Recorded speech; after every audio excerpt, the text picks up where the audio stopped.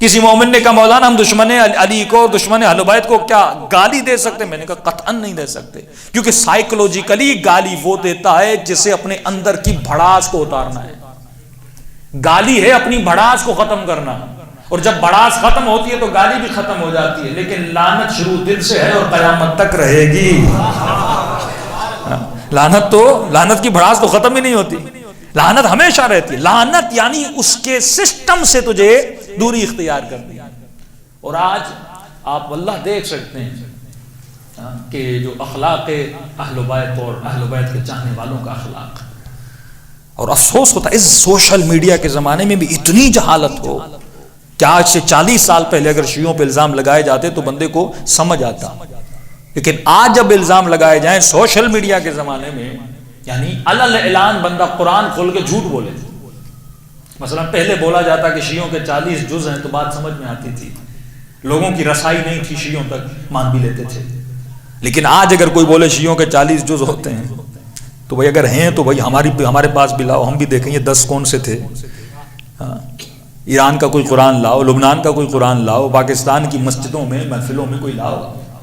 تو آج کا پڑھا لکھا جوان سمجھ چکا ہے، لیکن کچھ لوگوں کی فکر اسی پرانی فکر پہ ابھی تک اٹکی ہوئی ہے۔ یہ قرآن کی آواز ختم اللہ علی قلوبہم، کچھ لوگ ایسے ہیں جن کے دلوں پر ایمانوں پر مہر لگا دی جاتی ہے۔ یہ مہر نہیں ہے، یہ لعنت گمراہی ہے، یہ مہر نہیں ہے، یہ اللہ کی لعنت ہے، یہ کبھی بھی پلٹیں گے نہیں۔ جس طرح آپ نے دیکھا ہوگا کافی لوگ بزرگ ہو جاتے ہیں نا، ان کو کہو بابا جی اسمارٹ فون ہے، اس کو آپ بٹن والا فون چھوڑ دو، اسمارٹ یوز کرو، تو کہتے ہیں بیٹا یہ میری سمجھ میں نہیں آتا، مجھے وہی بٹن والا فون۔ تو کچھ وہی بٹن والے مسلمان ہیں ہاں جن کے ذہنوں میں وہی پرانے بٹن پھنسے ہوئے ہیں، جتنا کہو ان کی سمجھ میں نہیں آتا، اور ان کا اخلاق بتاتا ہے۔ مثلا میں نے اس سال ایک جملہ کہا تھا کہ جب ہمارے جلوس نکلے اور اس سے پہلے ان کے جلوس نکلے، اور 40 میں تو مومنین نے اتنی شرکت کی اور دنیا کو بتا دیا کہ حسینی ہوتا کیا ہے۔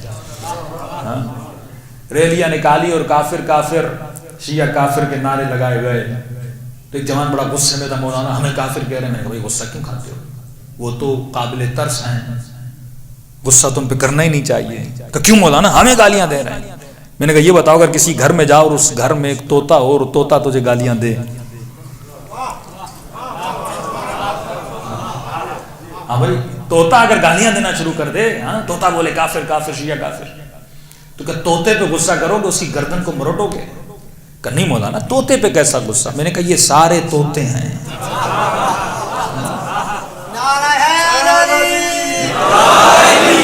عقل نام شعور نام کی چیز ہے ہی نہیں، یا ہم تمہاری کتاب کا تمہیں حوالہ سناتے ہیں، تم ہمیں گالی سناتے ہو؟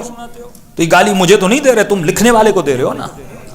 پڑھو نا صحیح مسلم، پڑھو نا صحیح بخاری، پڑھو نا تفسیر کبیر، پڑھو نا آلوسی کو۔ ہم تو آپ کو آپ کا حوالہ سناتے اور ہم گالیاں دیتے ہو۔ دلیل ہے تو دلیل دو، گالی کیوں دیتے ہو؟ کہ وہاں فرماتے ہیں جہاں دلیل ختم ہو جاتی ہے بندہ وہاں گالی دیتا ہے، اور فرمایا علی والو تم کبھی بھی گالی نہ دینا کیونکہ تیرے پاس دلیلیں ہی اتنی ہیں، تمہاری پیٹھ دلیلوں سے مضبوط ہے، مسلمان مر جائے گا تمہارے پاس دلیلیں اتنی ہیں، تمہاری دلیلوں کا جواب نہیں دے سکتا۔ تو طوطے پہ کیسا غصہ؟ میں نے کہا جتنے کہہ رہے ہیں نا کافر کافر، جو سارے طوطے ہیں بندے خدا، یہ اپنے مدرسوں میں طوطے بناتے ہیں، طوطا پروری ہوتی ہے، یہ شعور نہیں دیتے، فہم نہیں دیتے۔